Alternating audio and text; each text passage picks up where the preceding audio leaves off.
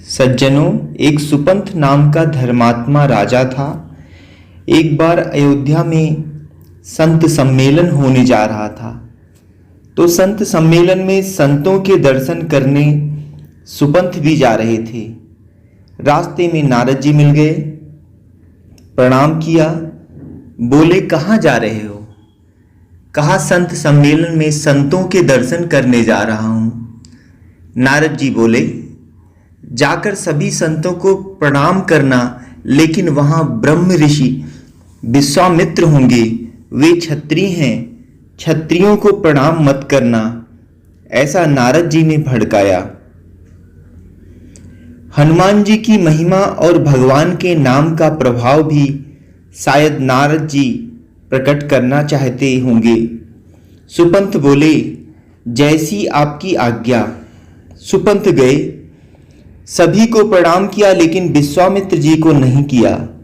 तो क्षत्रिय का ये अहंकारी स्वभाव होता है। विश्वामित्र जी बोले इसकी ये हिम्मत भरी सभा में मुझे प्रणाम नहीं किया। वैसे भूल हो जाए तो कोई बात नहीं, जानबूझकर ना किया जाए तो एक्शन दिखाई दे जाता है। विश्वामित्र जी को क्रोध आ गया और दौड़कर भगवान के पास पहुंच गए कि राघव, तुम्हारे राज्य में इतना बड़ा अन्याय, गुरुओं और संतों का इतना बड़ा अपमान। भगवान बोले गुरुदेव क्या हुआ?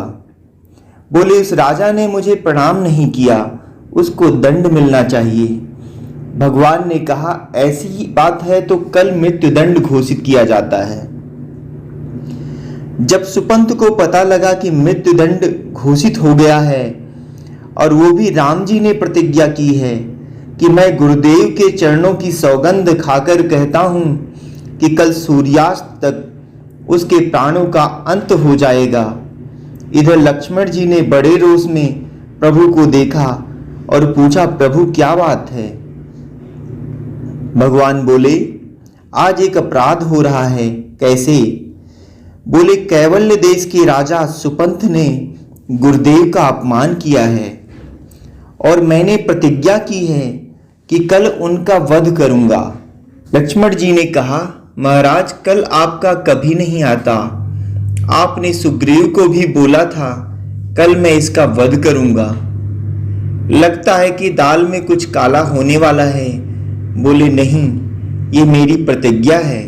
उधर सुपंथ रोने लगा तो नारद जी प्रकट हो गए। बोले क्या हुआ?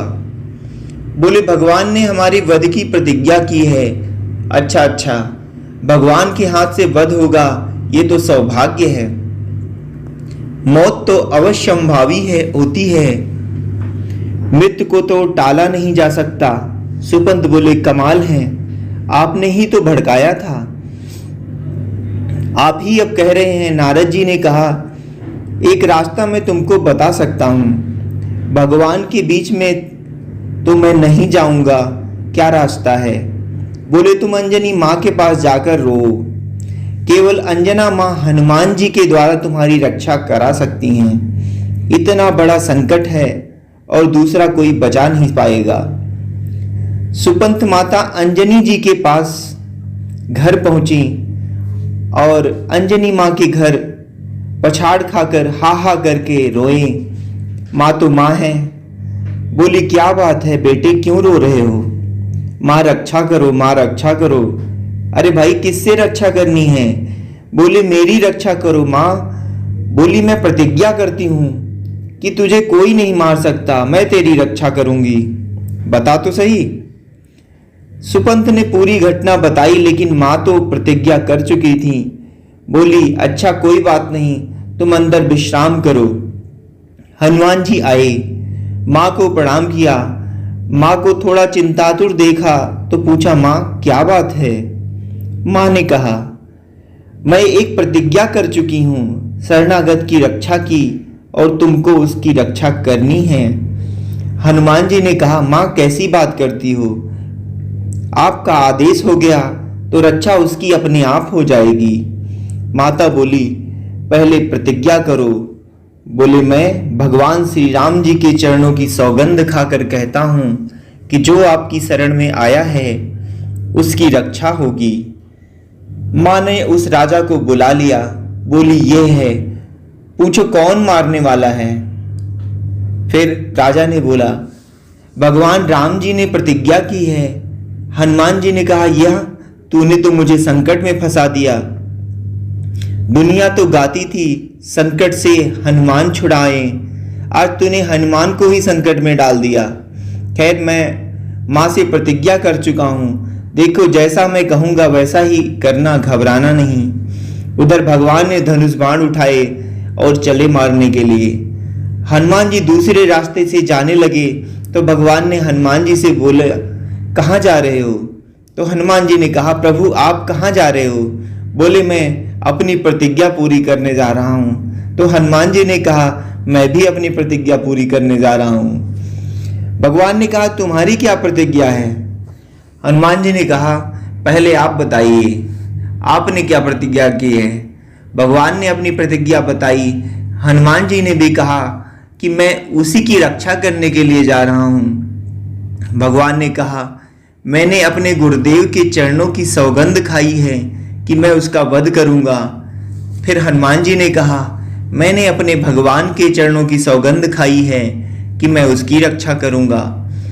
ये लीला लक्ष्मण जी देख रहे थे और मुस्कुरा रहे थे कि ये क्या लीला हो रही है। जैसे ही भगवान का आगमन देखा तो सुपंथ रोने लगा। हनुमान जी ने कहा, रोइए मत, मेरे पीछे खड़े हो जाओ, संकट के समय हनुमान जी आते हैं। भगवान ने अभिमंत्रित बाण छोड़ा।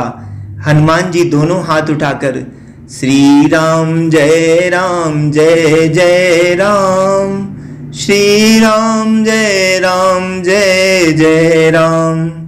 हनुमान जी भगवान के नाम का कीर्तन करें और बाण विफल होकर वापस लौट जाएं। जब सारे बाण निष्फल हो गए तो भगवान ने ब्रह्मास्त्र निकाला। जैसे ही ब्रह्मास्त्र छोड़ा सीधा हनुमान जी की छाती में लगा, लेकिन परिणाम क्या हुआ? प्रभु मूर्छित होकर गिर पड़े। बाण लगा हनुमान जी को और मूर्छित हुए भगवान। अब तो बड़ी घबराहट हो गई। हनुमान जी दौड़े, मेरे प्रभु मूर्छित हो गए। क्यों मूर्छित हो गए? क्योंकि जासु हृदय आगार, बसहि राम सर चाप धर। हनुमान जी के हृदय में भगवान बैठे हैं तो बाण तो भगवान को ही ना लगेगा। बाकी सब घबरा गए, ये क्या हो गया? हनुमान जी ने चरणों में प्रणाम किया और सुपंथ को बिल्कुल अपनी गोद में ले आए। हनुमान जी ने उसको भगवान के चरणों में बैठा दिया। प्रभु तो मूर्छित हैं। हनुमान जी बहुत रो रो कर कीर्तन कर रहे थे कि प्रभु की मूर्छा दूर हो जाए। भगवान की मूर्छा धीरे धीरे दूर होती चली गई और प्यार में, स्नेह में, चूंकि भगवान को अनुभव हो गया था कि बाण मेरे हनुमान के हृदय में लगा तो उसे चोट लगी होगी, इसलिए भगवान इस पीड़ा के कारण मूर्छित हो गए। जब हनुमान जी कीर्तन करने लगे तो राम जी हनुमान जी के सिर पर हाथ फिराने लगे। धीरे से हनुमान जी पीछे सरक गए और भगवान का हाथ सुपंथ के सिर पर दे दिया। दोनों हाथों से भगवान हनुमान जी का सिर समझकर सुपंथ का सिर सहलाने लगे। प्रभु ने जैसे नेत्र खोले तो देखा सुपंथ भगवान के चरणों में था। मुस्कुरा दिए भगवान और बोले, हनुमान तुम जिसको बचाना चाहोगे उसको कौन मार सकता है? भाइयों और बहनों, हनुमान जी तो अजर अमर हैं, चारों युगों में हैं। संपूर्ण संकट जहाँ छूट जाते हैं, शोक मोह भय वह है भगवान के नाम का स्मरण। राम जी के साथ में हनुमान जी रहते हैं। अगर संकट से न छूटे तो हनुमान जी छुड़ा देंगे। तुलसीदास जी ने ये नहीं कहा संकट से हनुमान बचावें। बचाने और छुड़ाने में बहुत बड़ा अंतर होता है। बचाने में तो व्यक्ति दूर से बचा सकता है, जैसे कोई पुलिस केस हो जाए, आप किसी बड़े व्यक्ति के पास जाते हैं और बताते हैं कि ऐसा ऐसा हो गया है। वो कहता है ठीक है, हम कह देते हैं या फ़ोन कर देते हैं। अब आवश्यक तो नहीं है कि फ़ोन पर रिस्पांस पूरा दे ही दिया जाए, टाल मटोल भी हो सकता है। तो बचाया दूर से जा सकता है, लेकिन छुड़ाया तो पास जाकर ही है। छुड़ाना माने किसी के हाथ में से छीन लाना। जब भी भक्त पर संकट आता है तब हनुमान जी दूर से नहीं बचाते बल्कि पास आकर छुड़ाते हैं। जय श्री सीताराम। इसीलिए हनुमान जी को बोला जाता है, संकट ते हनुमान छुड़ावे, मन क्रम बचन ध्यान जो लावे। जय जय श्री सीताराम।